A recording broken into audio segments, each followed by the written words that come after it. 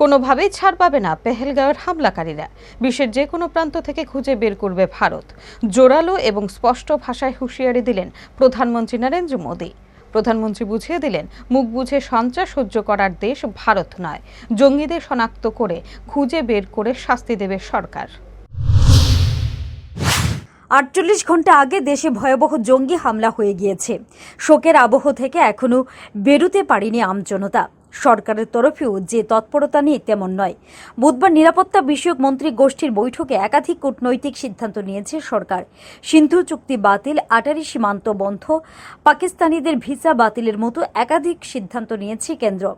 অপেক্ষা ছিল প্রধানমন্ত্রীর বার্তায়।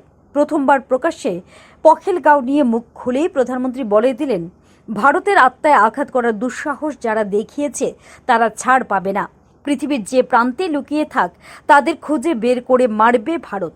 শুধু তাই নয়, যারা এই সন্ত্রাসবাদীদের আশ্রয় দেয়, যারা আড়াল থেকে সাহায্য করে, তাদের যেটুকু অস্তিত্ব অবশিষ্ট আছে সেটাও গুড়িয়ে দেওয়া হবে। বৃহস্পতিবার বিহারের মধুবনীতে প্রধানমন্ত্রী নরেন্দ্র মোদীর সরকারি সভা ছিল। পহেলগাঁও ইস্যুতে সর্বদল বৈঠকে না থেকে কেন ভোটমুখী রাজ্যে প্রধানমন্ত্রী, সে নিয়ে প্রশ্ন উঠছিল।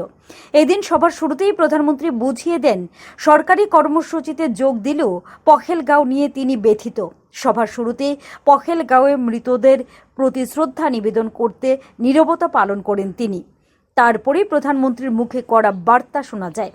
মোদী বলেন, এই হামলা শুধু ওই পর্যটকদের উপর হামলা নয়, ভারতের আত্মায় আঘাত করার দুঃসাহস দেখিয়েছে জঙ্গিরা।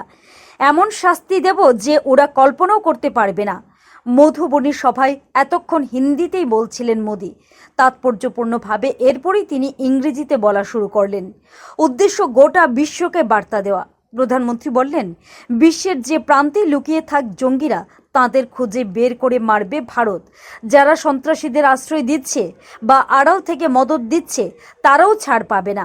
ওদের যেটুকু জমি বাকি আছে সেটুকু গুড়িয়ে দেওয়া হবে। ये हमला सिर्फ निहत से पर्यटकों पर नहीं हुआ है। देश के दुश्मनों ने भारत की आत्मा पर हमला करने का दुस्साहस किया है। मैं बहुत स्पष्ट शब्दों में कहना चाहता हूं, जिन्होंने ये हमला किया है, उन आतंकियों को और इस हमले की साजिश रचने वालों को उनकी कल्पना से भी बड़ी सजा मिलेगी। सजा मिलकर के रहेगी। अब आतंकियों की बची खुची जमीन को भी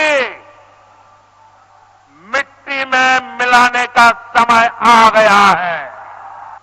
140 करोड़ भारतीयों की